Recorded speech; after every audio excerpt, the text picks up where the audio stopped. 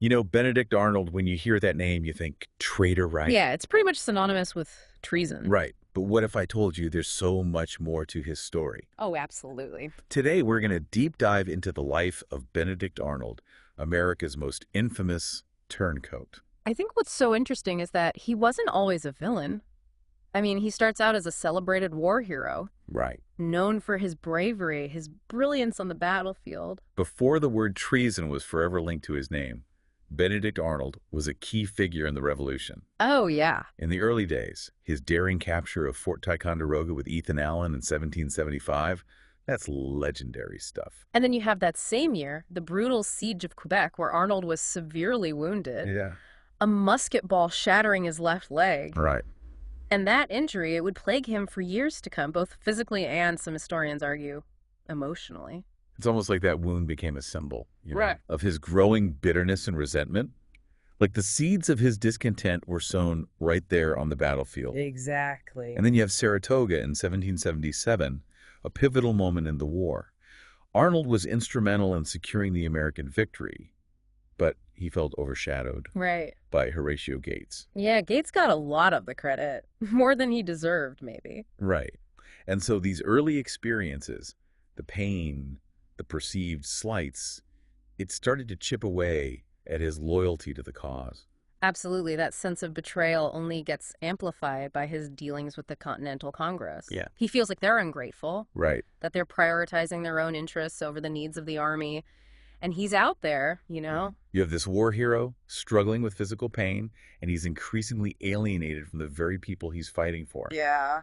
Then during his time as military commander of Philadelphia, he's hit with accusations of corruption.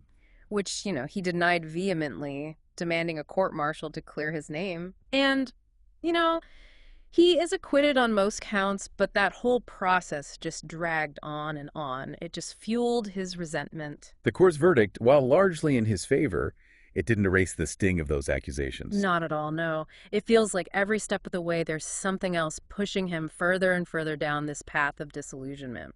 And then enters Peggy Shippen, Oh, yeah. woman from a prominent family but with some loyalist leanings. That's right. And they get married in 1779, and this marriage further alienates Arnold from certain patriot circles. It adds another layer of complexity to his already complicated life. It really does. It makes you wonder how much influence she had on his eventual decision to betray the Americans. Some historians argue that she played a key role, with her loyalist connections. Right. It's possible she really pushed him over the edge. So you have this wounded hero feeling betrayed and isolated, and now he falls under the influence of a woman with ties to the enemy. And it's in this state of mind, this tumultuous state of mind, that Arnold begins corresponding with British Major John Andre. Yeah. And they hatch a plot to surrender West Point, West Point. a strategically vital fort on the Hudson River. If that fell into British hands, it could have changed the course of the war. And what's remarkable is that Washington, completely unaware of Arnold's treachery, puts him in command of the fort. I know. The irony is almost Shakespearean, isn't it? Believing he's giving Arnold a chance to redeem himself, Washington inadvertently hands him the key to potentially crippling the American cause. Talk about a twist of fate. Yeah. This sets the stage for one of the most dramatic moments in American history. Arnold's betrayal and his desperate escape down the Hudson River. Leaving his pregnant wife, Peggy, behind to face the music. And Peggy's role in all of this is just fascinating. In the aftermath of Arnold's flight, she puts on quite a performance. We're talking accusations, fainting spells. She even claims that she was threatened with a hot iron. Oh yeah, the hot iron incident. A hot iron. It's pretty wild. She even accuses George Washington of being involved. Wow. It was a masterclass in manipulation, really, all designed to deflect suspicion and buy her husband time. And for a while it seemed to work, but eventually the truth came out. It did. Peggy was complicit in the plot all along. That breakdown was all an act, a calculated smokescreen to protect herself and Arnold. It's a chilling reminder that betrayal can come from the most unexpected places, even from those closest to you. And while Arnold managed to escape, the consequences of his actions would reverberate throughout the new nation. Oh, absolutely. While this dramatic scene was unfolding up north, there was a whole other story playing out in the southern colonies. The British had launched what they called a Southern strategy, Right. believing that they could exploit loyalist sentiment and quickly bring the South back under their control. I've read about that. Didn't they have some early success down there? They did. They captured Savannah, Georgia in 1778. Right. And then Charleston, South Carolina fell in 1780, followed by a crushing defeat for the Americans at Camden. It looked like the British were well on their way to achieving their objectives. So what stopped them? Why didn't they succeed? Well, the British made a crucial miscalculation. They underestimated the tenacity of the Southern patriots. Okay. You see, these folks might not have had the large, organized armies of the North, but they knew their land and they were masters of guerrilla warfare. Guerrilla warfare, hit and run tactics, ambushes, using the terrain to their advantage. Exactly.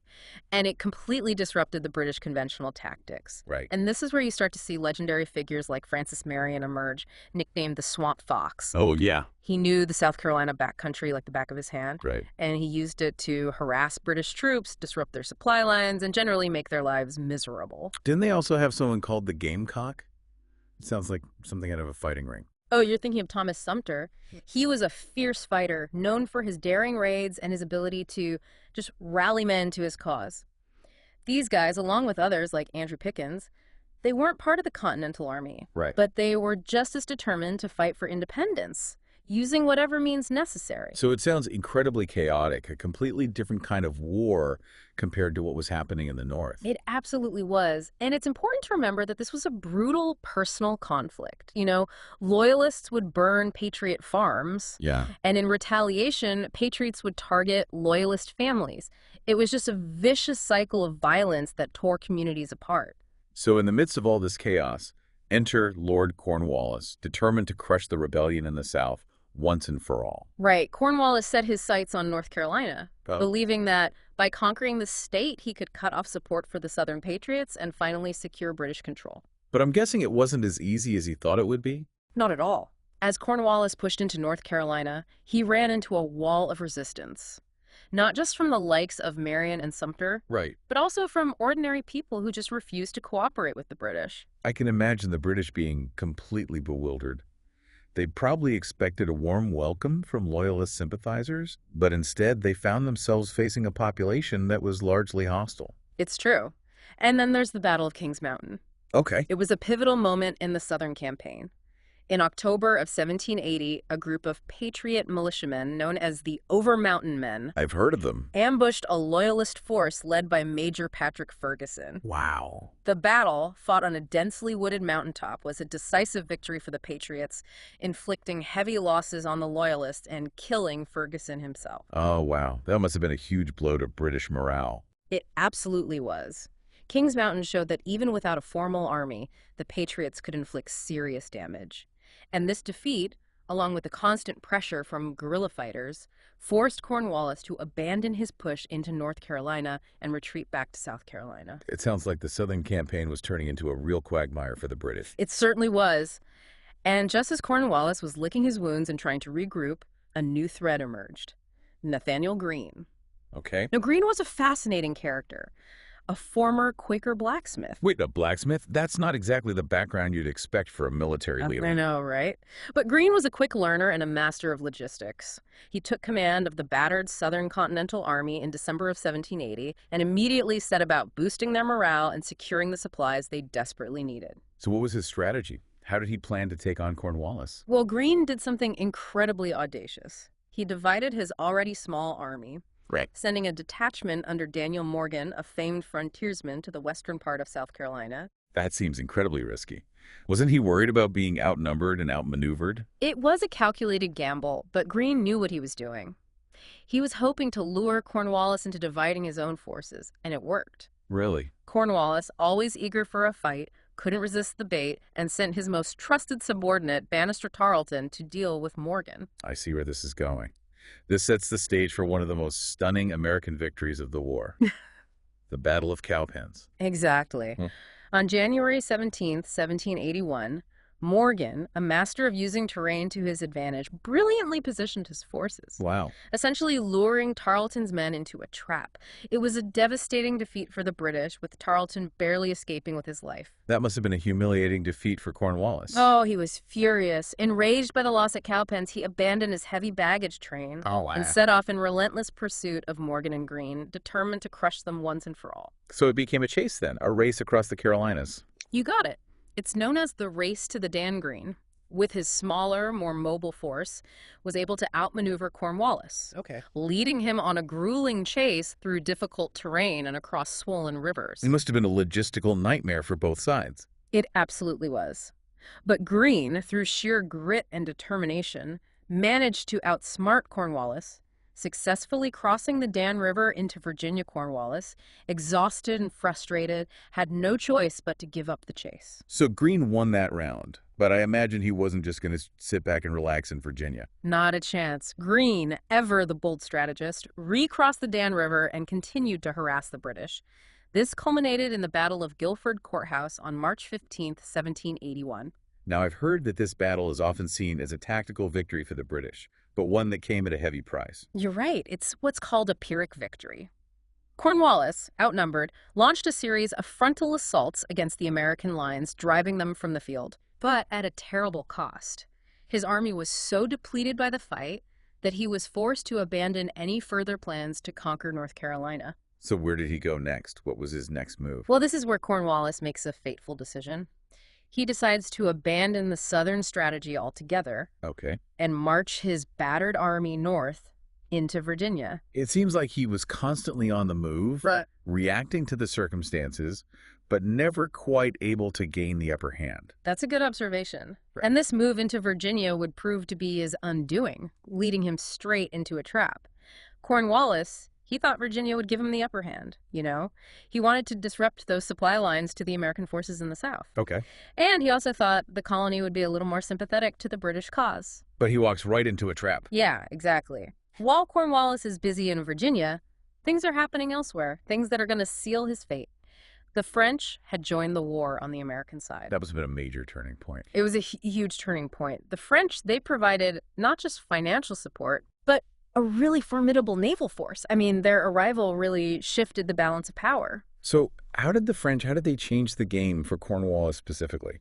So the French fleet, under Admiral de Grasse, they blockade the Chesapeake Bay, which effectively traps Cornwallis, cutting off his escape route by sea. He's surrounded then? Yeah, pretty much. Yeah. And to make matters worse for Cornwallis, General Washington sees an opportunity. And he marches his army south from New York. He joins forces with the French troops led by the Comte de Beauchambeau. So Cornwallis has the American and French armies closing in on him. Right. And the French fleet blocking his escape. This does not sound good. It wasn't good at all, no. The stage was set for the final act of the Revolutionary War, the Siege of Yorktown. Yorktown.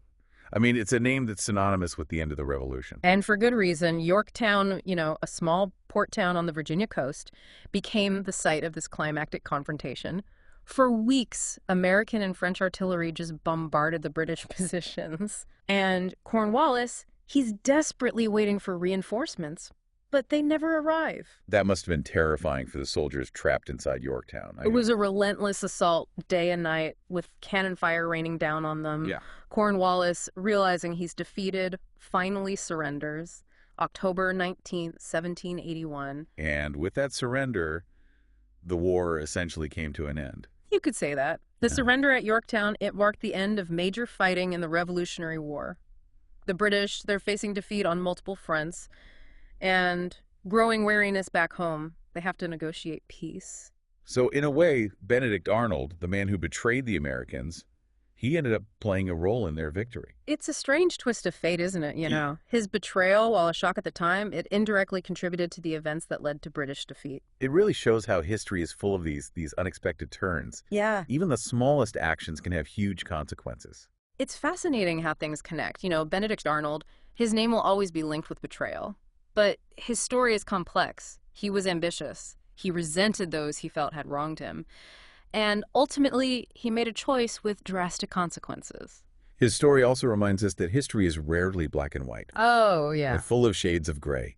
Even those we label as heroes or villains, Sure.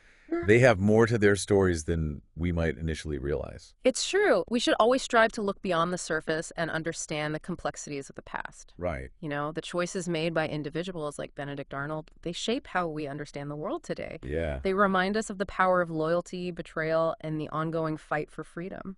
So as we wrap up our deep dive into Benedict Arnold's life, what can we take away from this story? For me, it highlights that the past is never truly past.